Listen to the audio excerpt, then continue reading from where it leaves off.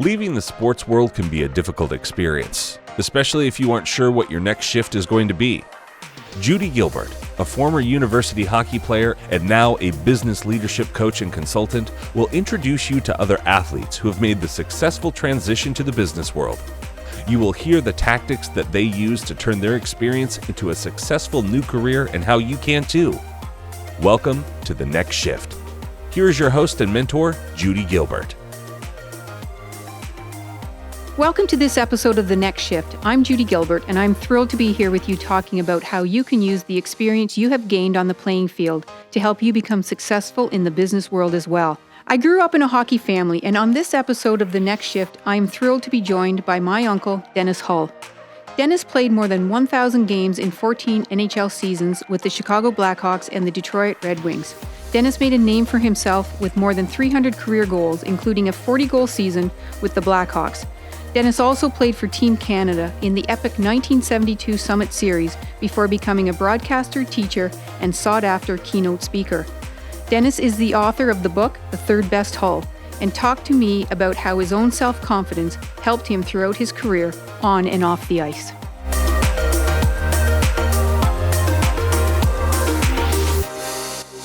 Thank you, Dennis, for being here today. I appreciate very much that you're here. And really today is about talking about that transition from sport into business. And we're going to have a conversation around some of those transferable skills. Okay. But first of all, we did an introduction for you. And so our viewers will know who you are and what your background is. But can you tell us something that perhaps they don't know about you? Well, perhaps they don't know that I sang with Michael Bublé. Okay. On Gordie Howe's 80th birthday. Wow. So when we were finished, I said, Michael, you were a little bit pitchy. And then I sang with Leona Boyd. Okay, I'm seeing a trend here with the singing. Yeah, I'm a singer. You're a singer from way back? Yeah, I should have been Freddie Mercury. There you go. Oh. All right, that's great. So tell me, what drew you to the game of hockey? Why hockey? Well, as you know, from Point Anne, we were right next to the Bay of Quinte. And we used to go skating every morning and play hockey and clean off, the ice when it snowed. And my brothers Gary and Ron used to get so upset with me because I had to have the rink 200 by 85. So we'd play hockey there, and then I would go to Belleville and watch them play hockey. And, the first time I saw them play, I said, I want to do that. Yeah. That's what I want to do. Yeah. But the first time when I went with my dad, your grandfather, we were going in, it was icy, and he put the brakes on, and the three of us were in his Model A Ford, and he slid into the back of the bus. So the bus didn't even feel him, but anyway, he got out to look, and Ron and Gary got out, got their equipment, and heading for the rink. And I got out right behind him. And your grandfather said, even the little son of a bitch is leaving me. You know what really resonates when you say what captivated you around hockey and wanting to play and you watching them play. And what really resonates with me is why I wanted to play is because I watched you play. Oh, isn't that nice? Yeah. And truly for me, as a 4 or 5 year old, only being able to stay up late when the Hawks were playing the Leafs and to be able to watch you and Uncle Robert. Right. So, for me, I think it was in me because of the family that I was very fortunate to be a part of. And so I think that's, for me, why I was passionate about the game, for sure. Okay. Well, because you've heard it enough, your grandfather said, if that Judi could have played, she'd been better than both of you. Well, I was fortunate that he was able to see me play too. Yes, so that was great, he loved for sure. That. For sure. So let's talk a little bit about when you decided to hang up the skates and retire. And I think the last team that you played with would have been the Wings, right? And so when you decided to make that transition, what was the next step? What did you do? Well, it was pretty traumatic. You know, I was only 33 years old. Yeah. And, you know, I had 333 goals. And I thought, you know, if I hang around, you know, with this team, which isn't going anywhere, and I didn't want to do that. I wanted to get out. So I left, and I decided to go to university. Yeah. So I called my coach, Billy Ray, and when I was in the parking lot at Brock University, and I said, Billy, I don't think I can do this. He said, listen, son, in 3 years, it'll seem like 2 weeks and you'll be out of there. And he was right. It was a wonderful, wonderful time, and I loved every minute of it. And then I had a chance to go to Ridley College, you know, the private school in St. Catharines, and I taught history there. And my first class had 10 boys in it.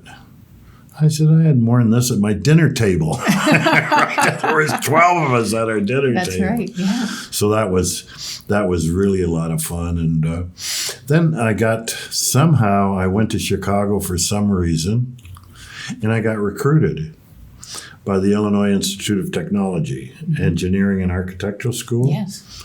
You had to be real smart to go to school there, but not work there. I knew something was coming. I just knew it. That was true. I loved it there, too. Yeah. And one of my most favorite stories is our school was right across the highway from White Sox Park. And we were playing Northwestern. And one of the boys, and you know, when they hit a home run in White Sox Park, they set the fireworks off. Okay. One of the boys from Northwestern hit a home run the same time as a guy from the White Sox, and the fireworks went off. And he came over and he said, Mr. Hull, how did you do that? He thought they were for him. Yeah. Wow. So when you think about your successful transition from sport, and specifically hockey, and I mean, you went back to school, and then you were able to go to Ridley and work, and then you were in Chicago at the Institute. And then from there, what was the next step for you? Well, you know, I was out speaking, right? I was doing speaking all over the country. And my boss at IIT, the Dean of Student Life, and his name was Dean, which is Dean of unusual. Deans. But, you know, I felt guilty because I was away all the time doing the speaking. And he said, you know, don't feel bad, you know, it's okay. But anyway, I did feel guilty, and that's when I left IIT and just took on the speaking role. Your full-time speaking role. And why do you think, what are some of the skills that you acquired in sport that made you so successful in business? What are some of those things? Well, I think it's you know, the belief that you can do something, and that's what I always had. And you know, my other two brothers, Gary and Ron, they didn't believe, and I did.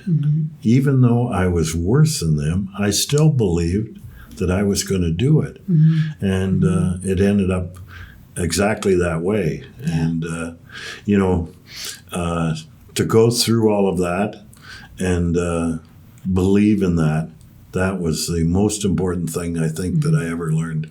Well, and I think that, you know, that also resonates with me. I think that as I've gone through my career and I've made changes in my career and putting ourselves out there where it's not always comfortable, but yet it's something that we need to do to take that next step. Right. But it's believing in ourselves that we can do that. And if we don't, who will believe that? Exactly. Right. And I think that stems from my participation in sport and saying, yes, I can do this. I can be part of this team, and I can help this team be successful. Right. So then how do I parlay that into my career in business, and having faith that we can do that, and being resilient. We've talked about resiliency a lot today with some other folks as well, that comes out of that, and being focused as well.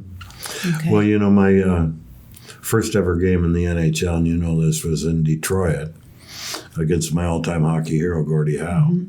And lots of guys have only played 1 or 2 games.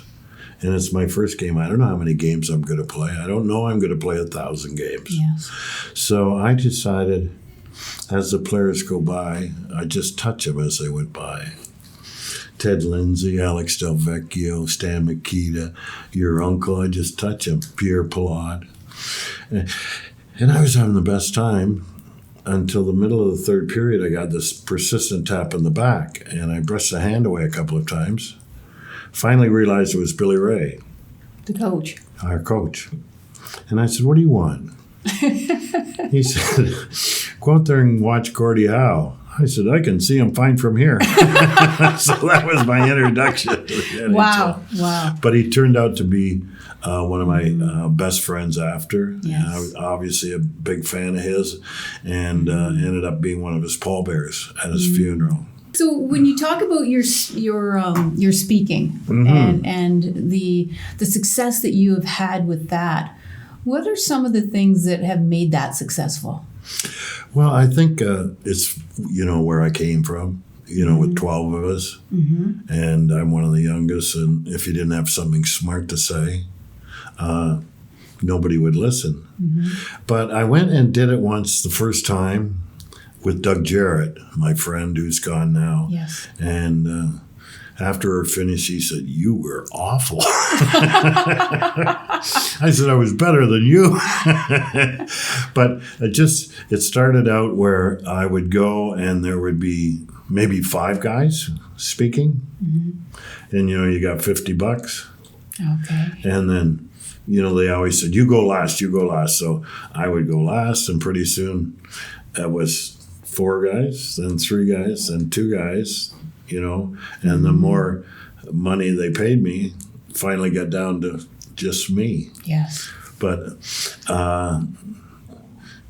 I am always nervous just before I go to speak, just like I was when I played hockey, And because I'm the star of the show. And if I'm no good, it's no good. Yeah. And I think that, I've often talked to different individuals about that little bit of angst or that nervousness before. And I get that myself.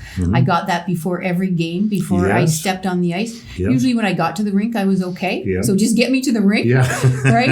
And then even with work and some of the choices I've made in my career, or if I'm speaking or doing facilitating a workshop, you get a little bit of butterflies. And I think that's healthy. I think that's good. And I don't think that that's a bad thing, for sure. Exactly. And I think it sort of keeps us, I don't know if it's on our toes, but it keeps us grounded in terms of where we are in terms of our egos and our arrogance, and that it's okay, and that, we're just human. Yeah.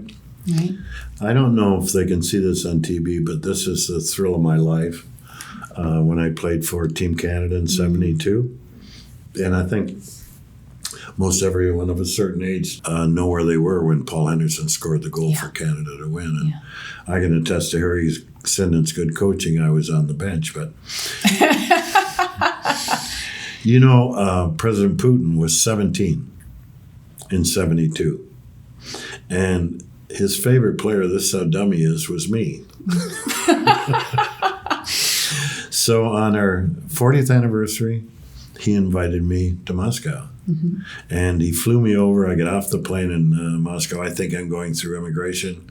His plane's waiting right there. My goodness. And we get on, the 2 of us, and we flew down to Sochi. It is beautiful. It's like Florida. And we're having dinner together, and he said, Dennis, you like Sochi?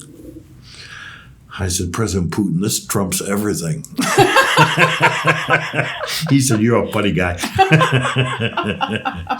So it really was fun. Yeah. And the game has given you lots of opportunities, hasn't it? Oh, like everything I have is because of hockey. Doesn't matter what it is. It's all because of hockey, which is strange. And, every year in Chicago, they have what they call a fan fest. Yes. And I know you've been there with me. Let me tell everybody what you did at Fan Fest. I was signing books, right? Yes. My book, The Third Best Hull. I would have been 4th, but they wouldn't let my sister Maxine play. Yes. Anyway, we decided to go out for a breath of fresh air. We go down these long flights of stairs, and we open the door, and we're outside. And that was fine. True as we sit here. Yep, Yes. So now we're going to go back inside. So we go to the entrance where everybody goes in. And they said, "Where's your tickets?" And I said, "We don't have a ticket." They weren't going to let us in, right? That's right. So Judi said, "Do you know who this is?" "This is the guy over there signing the book." So See that lineup? Let him in. Judy Let him got in. me Yeah. in. That Yeah. was good. Yeah. I can tell that your passion for the game and what the game gave to you, and the opportunities that came after the game because of the game. Yeah. Right. And I mean, on a different scale, and certainly on a much smaller scale, when I think about the opportunities that I've been presented with because of my involvement in sport, and I think the opportunities that we've created because of our time in sport as well. Yeah. Does that? That makes sense. But I'm sure you did too, made fabulous friends Absolutely. in your team. Yeah. And I did too. You know, my best friend, Doug Jarrett, he's gone. Yeah. Jim Pappin, you know, who's I'm going to see in Chicago. Pip Martin, who's gone. Bill White, who's gone. Pierre Pilat, who's gone. So what I want to do is make sure that I enjoy as much as I can, you know, the best. And, of course, Billy Ray's gone. And, you know, he was such a wonderful, wonderful guy. And Doug Jarrett, we were in Pittsburgh, and there was a big kerfuffle. Jimmy and Pitt and I started the game. And Doug Jarrett, our captains, at the penalty box. So that, you know what 10 minutes feels like when you're sitting on the bench? Anyway, word filtered back. No.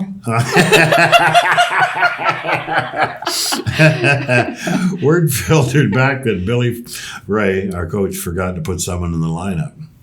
So Dougie came over and he said, "Look it." I said, "Whoever it is, get him out of here and let's get going." He said, "It's you." So I went off the ice like Jackie Gleason, the last soul. Yeah. You speak very fondly of Billy Ray. Yeah. He was a true leader, wasn't he? Yeah, he was the best man I have ever met in my life. Wow. Yeah, and he was like a father to me. He was like and I'll tell you a story which sort of points that out. We were playing in Los Angeles and came over the blue line, slapped one, went through the goalie's pads, but it wasn't in. It was just on the line, and Cliff Coral came in and knocked it in. So they announced goal by Cliff Coral. Billy Ray said, "Cliff, you get over there and tell him you didn't score that." I said, "Bill, get over there." Yeah. So Cliff said, "What are we going to do?" And I said, "Well, I'll go with you." So we go over to the penalty box, and I said, "My coach wants to say that I scored the goal." The guy said, "You didn't score the goal. Cliff did." I said, "I know, but just pretend that I'm telling you that I got the goal." So we did that, came back to the bench, and Billy said, "Did you change it?" And I said, "Yeah." And he said, "Oh, good." Next morning in the paper, he said, "You didn't change that." But I'm going to see, you know, all those guys when I get to Chicago. Yeah. Cliff Coral's, you know, one of my favorites. And that's really about, we never lose that sense of team, do we? I know. We really I know. don't. It's like a cult. You know, we're all together. Yeah. You know, we lost so many guys, Keith Magnuson, and, you know, all the guys I mentioned. So yeah. And when you leave that environment, did you have a sense of losing a little bit of your identity? Oh, yeah. Yeah. Oh, yeah. The only thing I had going for me was, especially in Canada, when I'd go places, they at least knew, you know, who I was a little bit. So that never happened to me. What?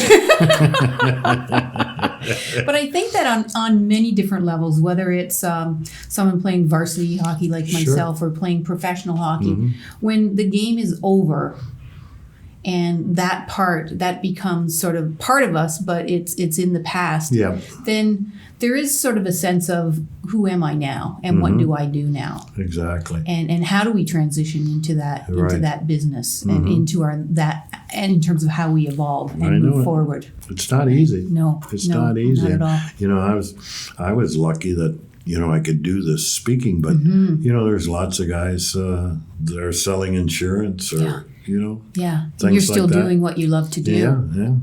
Yeah. And I get asked, so many times that it's really humbling. And I think that's, you just brought up that humbling piece. I think there is a piece around that humility that is a skill that is learned at an early age too. When you're as successful as you were at an early age, and to have that professional career, and to then continue to be successful, it's because of that humility. Don't you think that's a big part of it too? I think so. My first day at Brock University, I was in Professor Rosebrand's class, and it was a French class. So, again, I was 33, and I walk in, and Professor Rosebrand said, "Finally, the plumber's here." His sink was plugged up. He thought I was a plumber. Oh, that's great. We could talk about. I've heard many of your stories. I love them all over and over again. If there was something that you could tell people, it just gives folks a little bit of advice as they transition from sport, whether it's hockey or any other sport. Not that there's any other sport. Right? What would you say to them? What would you tell them? Well, I would tell them that find something else that you really love. And there has to be something else. It just can't be one thing. And if they can find something that they really love, then go after that one. After I was finished, I loved school. I never liked it when I was in high school, but after, I loved school, and I couldn't get enough of it. And so that's what I did. Yeah. So you, obviously, in our conversation, and because I've heard it so many times, you have this incredible sense of humor. Where did that come from? I think from your grandmother, my Really? mother. Yeah. She was a funny old girl, and I could make her laugh. And a lot of times, when I get up in the morning, that's what I planned on doing, to make my mother laugh. And that sense of humor, and I know from having other conversations with you that that sense of humor you had obviously during your days in Chicago, and keeping the dressing room light, and entertaining your teammates, and then obviously now parlaying that into a very successful keynote speaking. I've been really, really lucky, really lucky that way. And I've been out with I don't know do you remember Jim Ralph? He imitates Don Cherry. Okay. And he's very good. And I was doing something, and he was fabulous. And your Uncle Bob, I was up next, and he said, "Boy, that's a tough act to follow." So I went up, and the first thing I said, "They forgot about Jim Ralph." He said, "You're really good." But he doesn't, he used to speak, your Uncle Bob, but now he just goes and sit there and says, "I'm Bobby Hull." That's all he has to be, right? That's right. That's right. Okay, that's great. Did you ever do a shootout? Were you ever part of a shootout? A shootout? No, they didn't have it. They didn't have it. They we didn't tied. have it, right? We had tied games. I always wanted to be that person. Yeah, me too. Yeah, I always wanted to be the shootout. We used to be tied with a few minutes to go, and Pierre Palat used to say, "All right, we got half a loaf. Let's keep it." Okay, so I'm going to give you 5 questions in the next 60 seconds, 90 seconds, and you can just answer as you see fit or not. What's your favorite hobby? Golf. Knew it. What are 3 words that you would use to describe yourself? Handsome, bald, and well married. And your lovely wife is here. Yes, she is. My Aunt Janet. Yeah. Okay. What do you do first thing in the morning? I get up and push the button for the coffee and go out and sit on my porch on our farm. Yes. And for the last month or so, we have bluebirds. Okay. They are so beautiful. I watch them. It's like they know I'm watching, and they flit around, and they're so beautiful. So that's what I do. Nice way to start the morning. Yeah. I'm moving to the farm. All right. Okay. If somebody was going to, when someone gives you a compliment, what are they going to say about you? I hope they say that I'm not rude, and that I'm nice to them, and that they would like to spend time with me. Wow. Yeah. Well, I can say that I would like that. I know, but I'd like Raquel Welch to say it. When you're working, and when are you most productive? What time of the day? Oh, probably 10 o'clock in the morning. 10 o'clock, very specifically, 10 o'clock. 10 o'clock, I'm Okay. up and You're going. ready to go. You're doing it. Yeah. Okay, Yeah. great. That's wonderful. Thank you. And I'm going to say Thank it. Thank you, you, sweetheart. Uncle Dennis, Thank for you, being here Jude. and having this conversation and the insight and the jokes. And I look forward to all of the time that I'm in your company. So thank you Too for nice. this. I love you. All right, love you too.